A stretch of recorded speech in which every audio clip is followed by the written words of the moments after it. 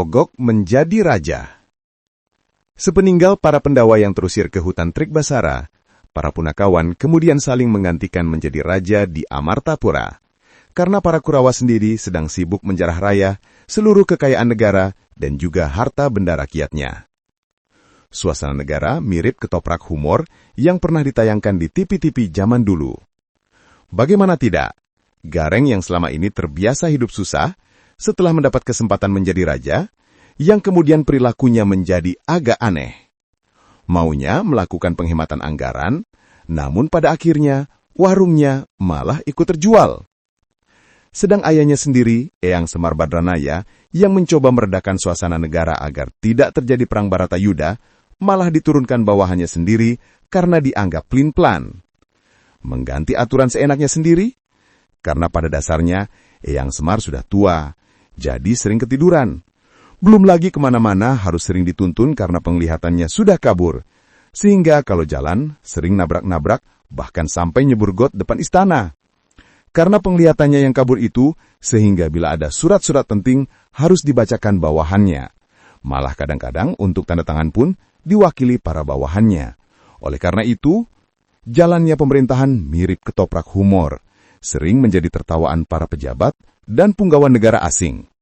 Sehingga pada suatu hari, ketika akan menyelesaikan masalah penting kenegaraan, malah dibuang ke keranjang sampah oleh para bawahannya. Selanjutnya, Bagong yang iri dengan saudara tuanya, Gareng, ikut serta menggantikan ayahnya menjadi raja selagi ada kesempatan.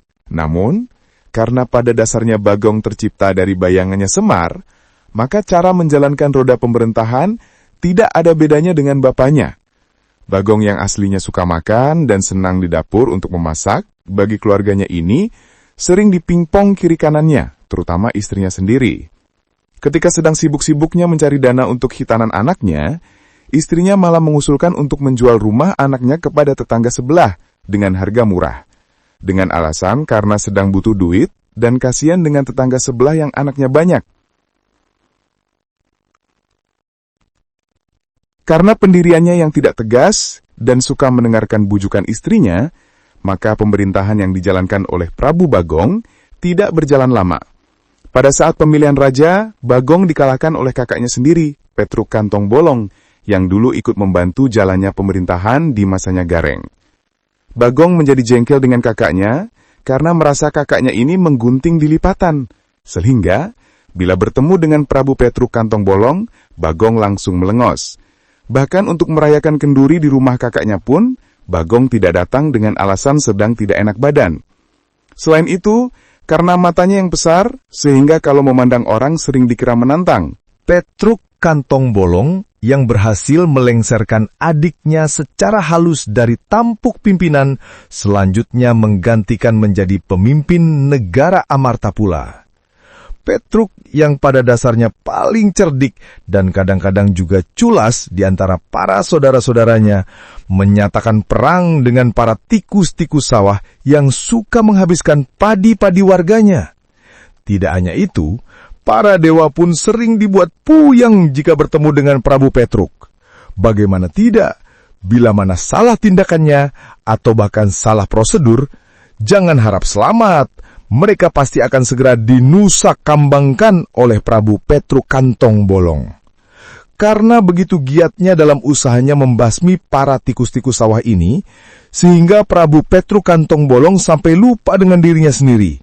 Pernah suatu ketika, Prabu Petruk minta dicarikan durian.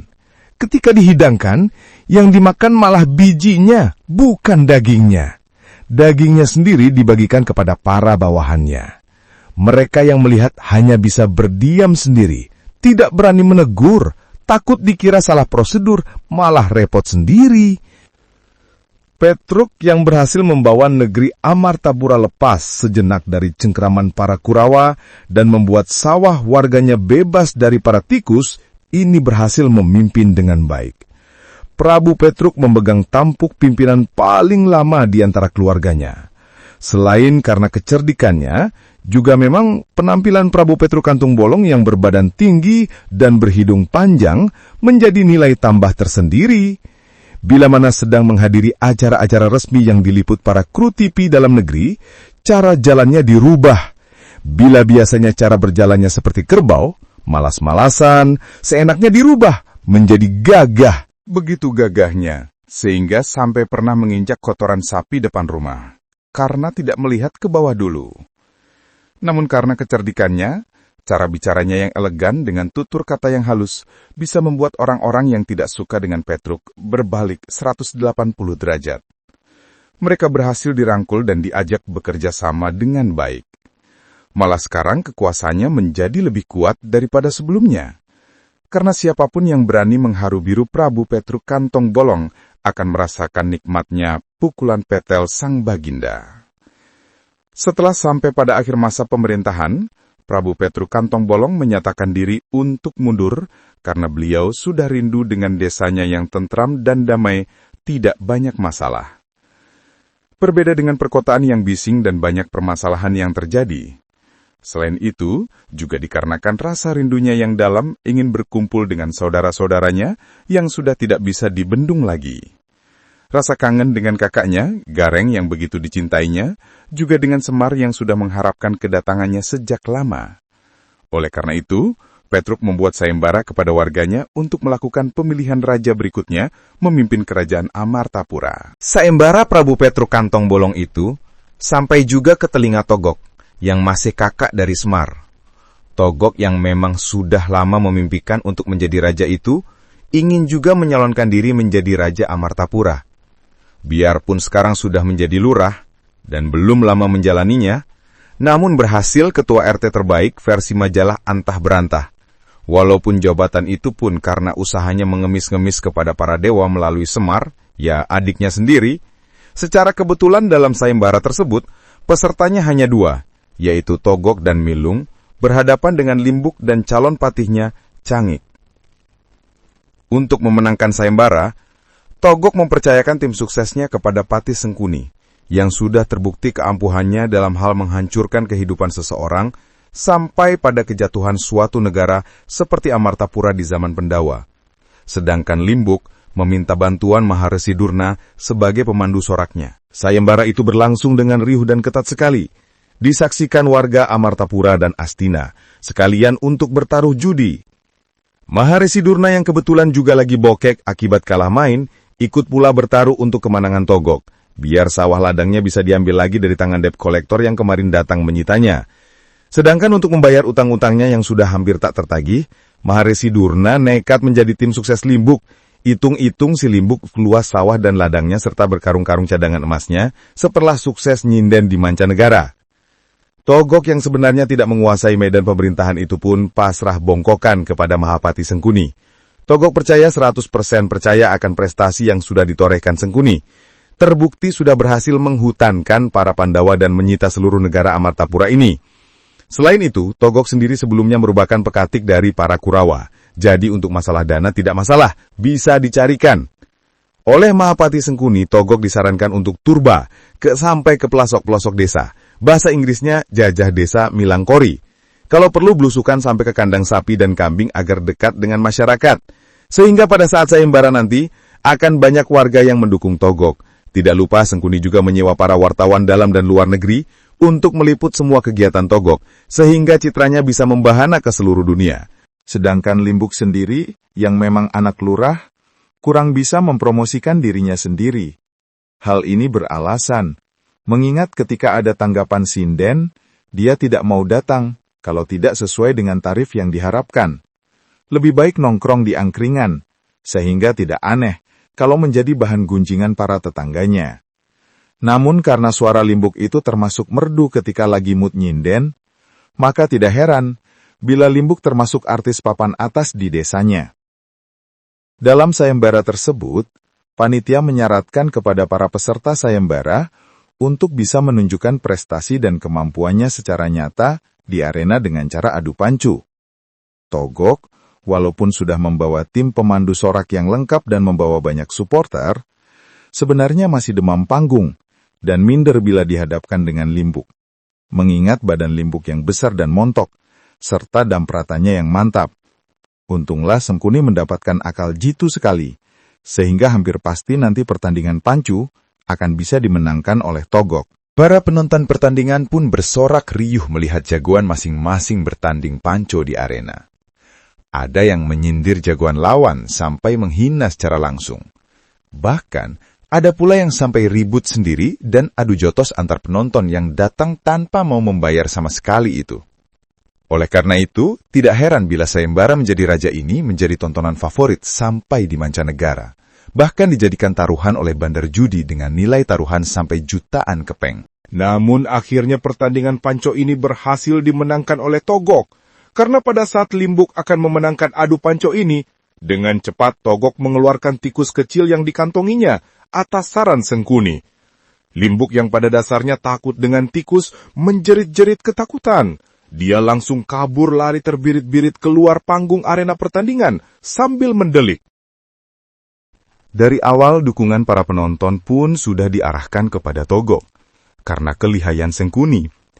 Pada saat datang ke arena pertandingan, para penonton sudah diberikan rokok gratis, berikut minuman pembuka terkenal di negeri itu yaitu Congyang, merupakan minuman yang sangat memabukkan dan digemari para generasi muda di negeri itu sepeninggal para Pendowo.